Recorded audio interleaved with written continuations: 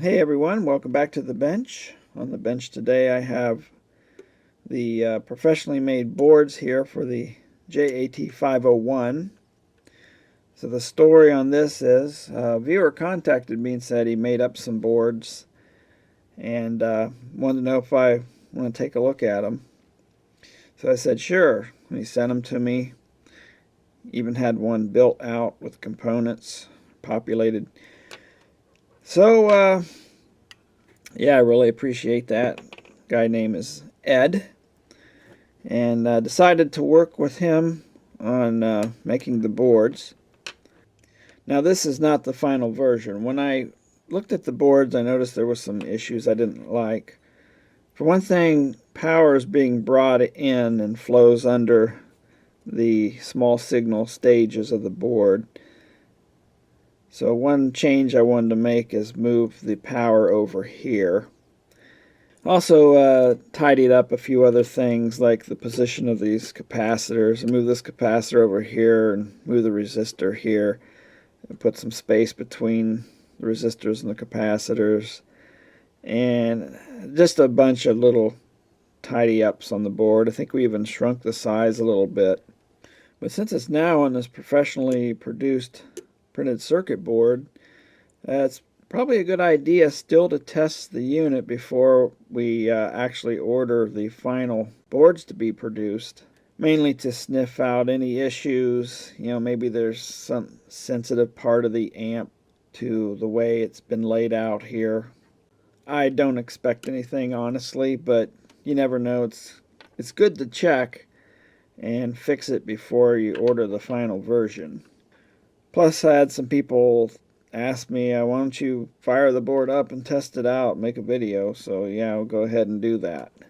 So what I've done is mounted it on a little aluminum strip, the transistors here, the outputs and the drivers, and put it on this heatsink. It's actually a bit undersized for this amp, but that's okay. It's actually pretty good to do that because you can test the thermal stability. As a matter of fact, this heatsink's a bit warped. You can see how light gets under there, kind of in the middle. So it's not perfectly in thermal contact, which again, that will help test the amplifier's thermal stability when we stress it. So let me get this thing hooked up and we'll begin some testing. Okay, it's powered up. Sitting idle here, it's drawing 60 milliamps due to the bias setting I used. And got it plugged into the preamp. And I'm hearing this weird sound. Hear that? I thought there was something wrong, like a low frequency weak motor boat or something, but that's a digital sound. We're picking up something digital in the room. When I put my hand near the preamp, it goes quiet. So I wonder what device is creating that noise. Well, after turning off various devices, I found the source. It's my wireless router over there, getting into the preamp. Maybe it's because I have it close. I usually have the preamp over here. It's not getting into this amp because when I short the input, it's quiet. But I don't know if you can hear that.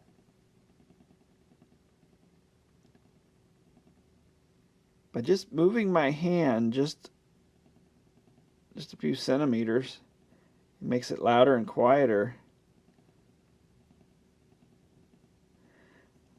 That kind of indicates that it might be the actual wireless signal itself, because it's in the gigahertz range, and the wavelength, is just a few centimeters. So it might be reflecting or something. See right here, it's a null. null again. It's a little peak here, null, peak, null. So yeah, I don't know if you can hear that on the camera or not, but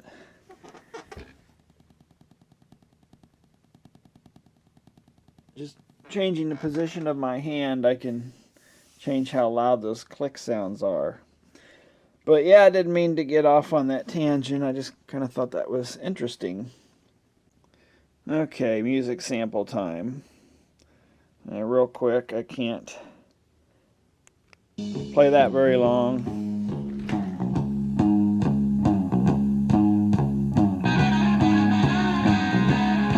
Yeah, that's about all I can do. Risk the copyright crackdown, so. Okay, how about the YouTube safe polka here?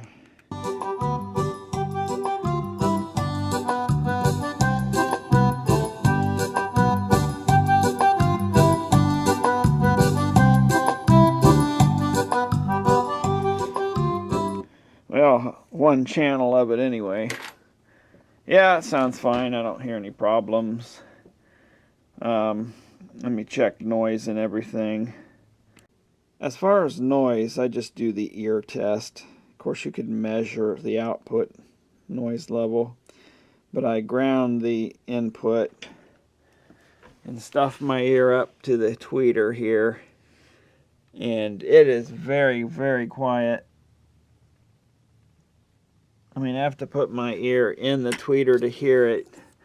In fact, it's probably the quietest amp I've ever tested, because the noise level is just very, very low.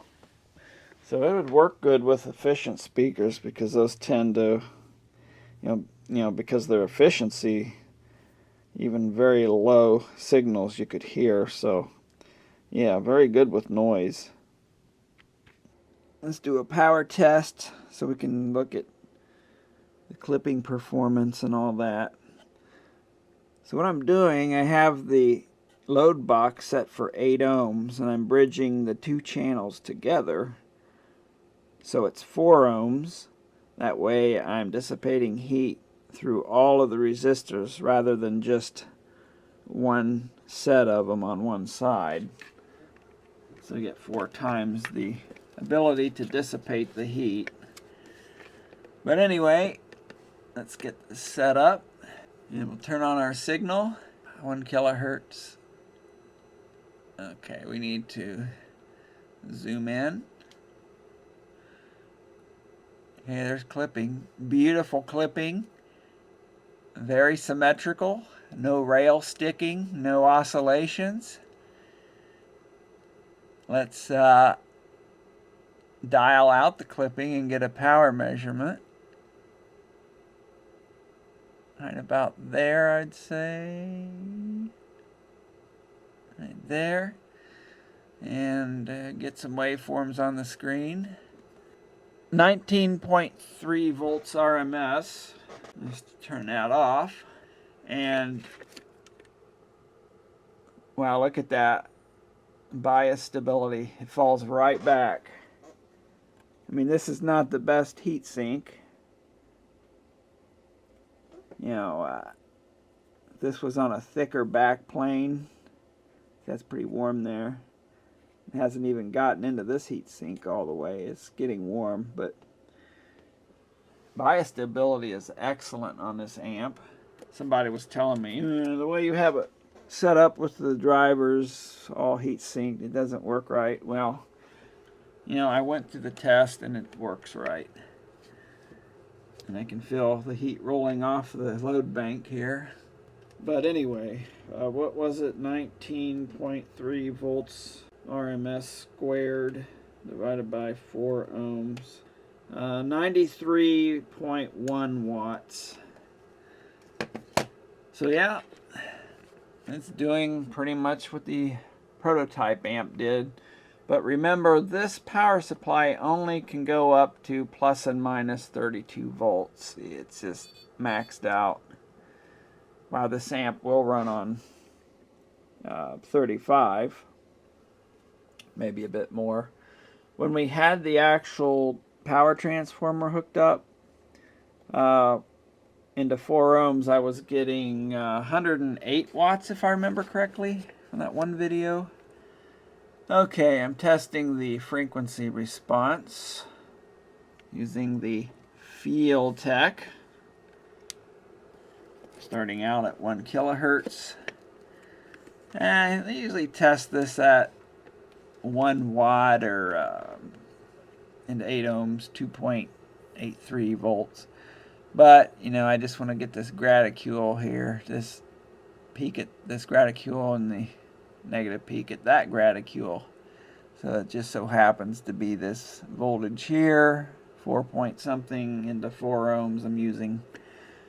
Let me set the Field Tech up here, and we'll drop. See, every time I use this thing, there's like a connection problem. Or when I think when you press the buttons, it interrupts the signal. Let me see here, just playing around here. No, it's not changing it. Oh well, so much for that theory. Okay, let's take the frequency down to 100 hertz. We'll continue dropping down. Okay, that's 20 hertz. You can see we're pretty much there, just the slightest drop. So, you know, I'd consider that flat. See, that's 10 hertz, and it's ever so slightly off. If you wanted to improve that, you can increase the value of the input coupling capacitor. But I'll go down to the 3 dB point. See where that is. It's going to be pretty low. Yeah, we're about, see, that'd be 66%. A little bit higher would be 71. That's 5 hertz. That's a little, it's like 4 point something. Okay, we'll take it up. We're at 1 kilohertz now. Where are we? 34 kilohertz.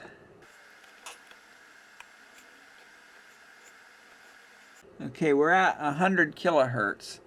Notice a slight roll off. The reason for that is we have that filter on the input. Otherwise, you know, like with the prototype, it would have been flat. But I did not remove that capacitor, that low pass filter from the input. See, that's 60. That's 40 kilohertz right there. I mean, you don't want that filter to impinge on the audio, but you know, it's so flat. You want to keep high frequencies out of the amplifier anyway. But when I test the finished version, I'll take that capacitor out because of the step response tests I have to run. Step response test. Now let me turn the power on. Okay, so there's going to be some rounding here because of that filter I have. Like I say, when I do the final board, I'll have to remove that. So it's not going to be a nice square wave. It's not bad. And the little bit of ripple you see, that's because of the length of my wires. I discovered that before when testing these amps. Again, I'll be more careful in the final test. But here's some added capacitance. 0.27 microfarads, and it produces just a little overshoot. No oscillation or anything. I'll take this all the way into clipping. Yeah, that must be it. Actually, my supply went into current limit because its max is 3.2 amps. Okay, I'll turn that off. That gets the emitter resistors warming up. Gets the fan going on the power supply as well. Okay, so now I'm checking the distortion on the computer here. And Artist software, people keep asking me, what software do I use?